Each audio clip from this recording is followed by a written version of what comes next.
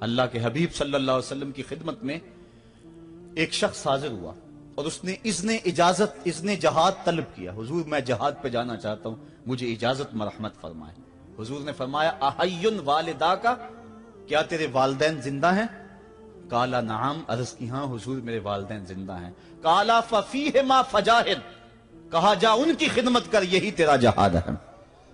ماں باپ کو بلکتا ہوا چھوڑ جائے اور آپ جہاد پہ چلا جائے, ماں فالج میں گری ہوئی ہے اور بیٹا تبلیغی گشت پہ چلا جائے, باپ تڑپ رہا ہے اور بیٹا پیر کی چوکھٹ پہ جھاڑو دیتا پھرے, اللہ راضی نہیں ہوگا. میں سچ کہتا ہوں, اپنے بھی خفا مجھ سے ہیں, بیگانے بھی ناخوش, کہ میں زہر حلاحل کو کبھی کہہ نہ سکا کند. بات وہی کہتا ہوں سمجھتا ہوں جسے حق, نئے ابلائی مسجد ہوں نئے تہذیب کا فرزند. محمد عربی صلی اللہ علیہ وسلم سے بڑا پیر کون ہو سکتا ہے؟ لیکن حضرت وہ ویسے کرنی نہیں آ رہے. آقا کریم اپنے بٹن کھولتے ہیں اور کرن کی طرف, یمن کی طرف رخ کر کے لمبی سانسیں لیتے ہیں اور کہا میں رحمان کی خوشبو پا رہا ہوں. ایک دن صحابہ نے پوچھا بندہ نواز جس کے لیے تڑپتے ہو, جس کی ٹھنڈی ہوائیں آپ کو آ رہی ہیں, وہ آپ کا بڑا پیار کرنے والا ہے. کہا ہاں میرے سے بڑی محبت کرتا ہے.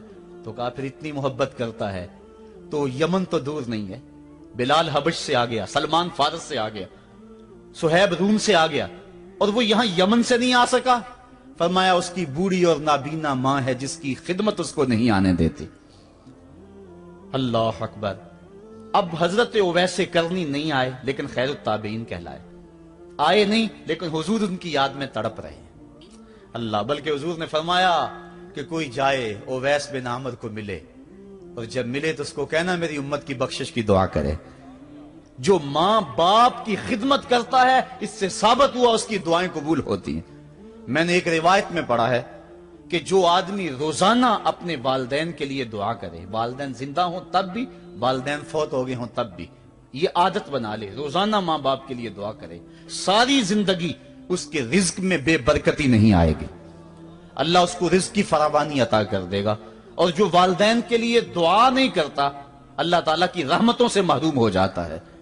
حضرت ابو ہریرہ رضی اللہ تعالیٰ عنہ جب بھی ہاتھ اٹھاتے تھے تو یہ دعا کرتے تھے, اللہم اغفر لابی ہریرہ ولأمی ولمن استغفر لہما. اے اللہ ابو ہریرہ کو بخش دے, حضرت ابو ہریرہ کی ماں کو بخش دے, اور قیامت تک جو ہم دونوں کے لیے بخشش کی دعا کرے اس کو بھی بخش دے. حضرت امام محمد بن سیرین ایک بزرگ ہوئے تابعی, جب بھی دعا کرتے تھے یہ دعا ضرور کرتے تھے, اے اللہ ابو ہریرہ کی بخشش کر دے. کسی نے کہا کہ تمہیں ابو ہریرہ رضی اللہ تعالیٰ عنہ ان کی ماں سے بڑی ہمدردی ہے. کہا ان سے جو ہمدردی ہونی ہے وہ تو ہونی ہے. انہوں نے کہا ہوا ہے اللہ ابو ہریرہ اور ان کی ماں کو بخش دے, جو ان کے لیے دعا کرے اس کو بھی بخش دے. تو میں دعا کر کے اپنی بخشش پکی کر رہا ہوں. تو والدین کے لیے دعا کرنا اللہ کی رحمت کو دعوت دینا ہے. تو فرمایا کہ جاؤ اویس بن عامر کو جانا اور جا کے اس کو میری امت کے لیے دعا کا کہنا. حضرت سیدنا عمر فاروق حضرت علی المرتضیٰ گئے, جا کے ڈھونڈا تلاش کیا, اویس بن عامر ملے, حضور کا سلام کہا, بس پھوٹ پھوٹ کے رونے لگے. کہا بتاؤ میرے رسول کے لبوں پہ میرا نام کیسے آیا تھا, حضور میرا جب تذکرہ کرتے تھے کیسے کرتے تھے. یہ درد دیکھا تو بولے کہ کیا آپ اتنی محبت رکھتے ہیں تو پھر ملنے کیوں نہیں آئے حضور کو, اتنا جو پیار رکھتے ہیں تو زیارت کرنے کیوں نہیں آئے. تو حضرت اویس کرنی نے بات کے رخ کو بدلا, کہا تم نے میرے رسول کو دیکھا, تم نے میرے رسول کی زیارت کی ہے؟ کہا ہاں ہم تو صبح و شام وہاں رہے ہیں. کہا پھر بتاؤ حضور کے یہ ابرو جڑے ہوئے تھے یا کھلے ہوئے تھے؟ اب دونوں حیران ہو گئے. کہا تم نے تو دیکھا میں نے تو دیکھا نہیں, تم بتاؤ نا, پھر میں تو گیا نہیں, مجھے کہتے ہو گیا نہیں, تم بتاؤ حضور کے ابرو جڑے ہوئے تھے یا کھلے ہوئے تھے؟ حیران ہیں. کہا حضور آپ ہی بتلائیے. کہا کوئی دور سے دیکھتا تو جڑے ہوئے نظر آتے, قریب آ کے دیکھتا تو کھلے ہوئے نظر آتے. یہ وہ ہے جو ماں کی خدمت کرتا رہا اور حضور کے دربار میں حاضر نہیں ہو سکا, لیکن حاضری اس کی تھی, وہ جہاں بھی تھا وہ نبی کے قرب میں تھا. تو اس لیے ماں باپ کی خدمت اتنا بڑا وظیفہ ہے. حضرت بایزید بستامی کہتے ہیں میں نے حق معاف کروا لی اپنی ماں سے, کہ ماں تیرے حق ادا کروں یا اللہ کے حق ادا کروں, تو مجھے اپنے حق معاف کر دے, میں اللہ سے اپنے حق معاف کروا لیتا ہوں, اپنی اللہ کو راضی کر لیتا ہوں. جنگلوں میں گھومتے رہے, 12 سال بیت گئے. ایک دن دوبارہ آئے, بستام کی سمت سے گزرے, خیال آیا چلو ماں کو سلام کر جاؤں. तहज्जुद का वक्त था, रात का वक्त था, दरवाजे पे खड़े रह गए कि मेरी माँ सोई होगी, मैंने कभी कोई खिदमत नहीं की माँ की, तो अब उठा के तकलीफ क्यों दूं। सारी रात खड़े रहे। जब तहज्जुद का वक्त गुजरा तो नाली से पानी आया, समझ गए कि मेरी माँ तहज्जुद के लिए उठी है।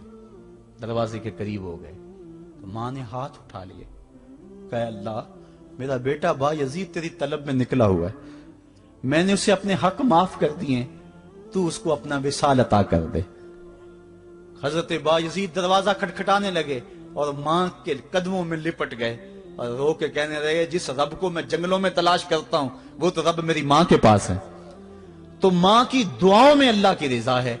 मां राजी हो जाए तो समझ लो खुदा राजी है।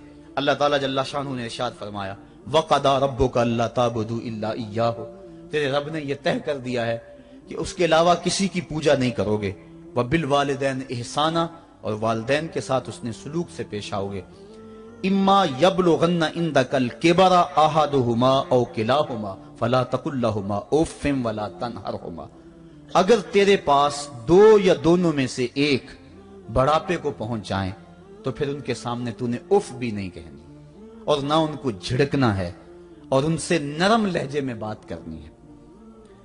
जब माँ बाप जवान हो, बच्चों की जरूरियात पूरी कर रहे हैं, उनके तालीमी अखराजात और उनके मुआशी सारे मामलात दुरुस्त कर रहे हो, तो उस वक्त तो वालिदैन की बच्चे ताजीम करते ही हैं। इम्तिहान उस वक्त शुरू होता है जब माँ बाप बूढ़े हो जाते हैं और चलने फिरने की सख्त भी नहीं रहती, सिर्फ सांस की एक डोरी लटकी रहती है।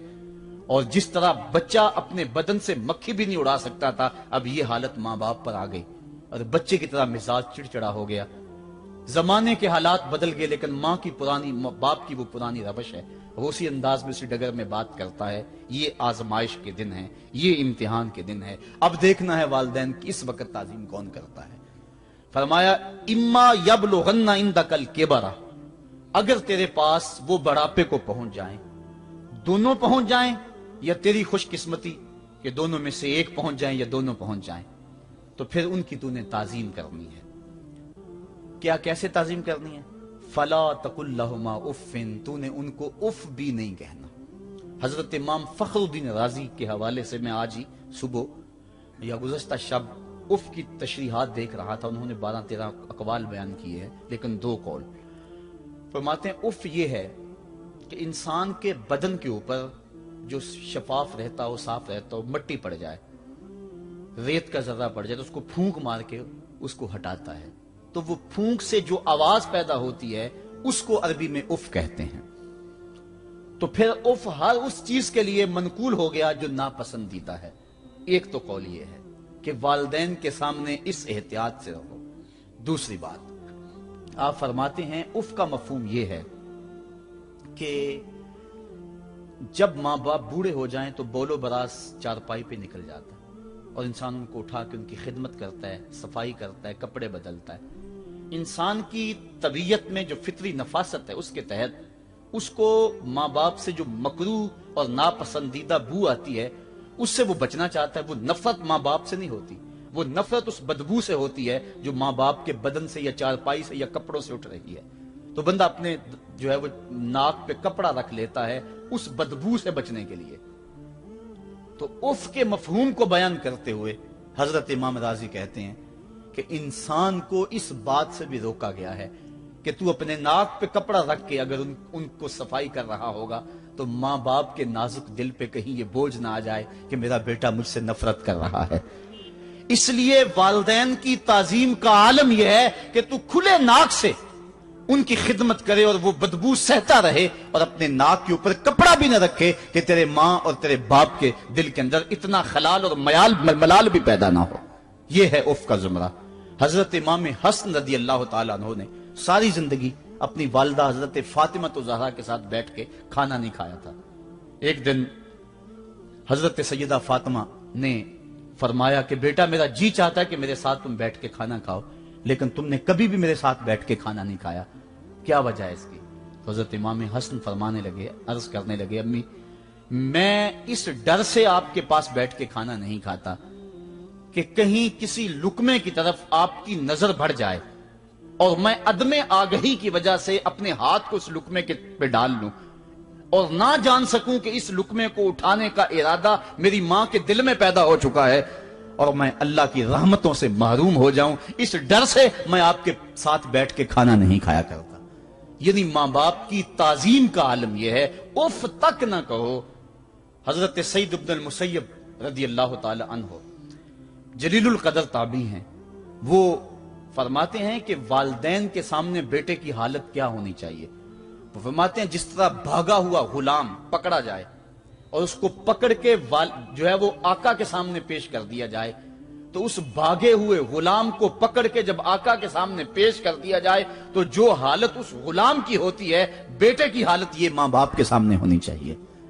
अब उन बेटों को सोचना चाहिए जो अपने मां बाप को दकियानूसी का ताना देते हैं और समझते हैं ये ओल्ड फैशन है, इन्हें क्या पता जमाना कहां चला गया है, और उनके फैसलों को मुस्तरद करते हैं।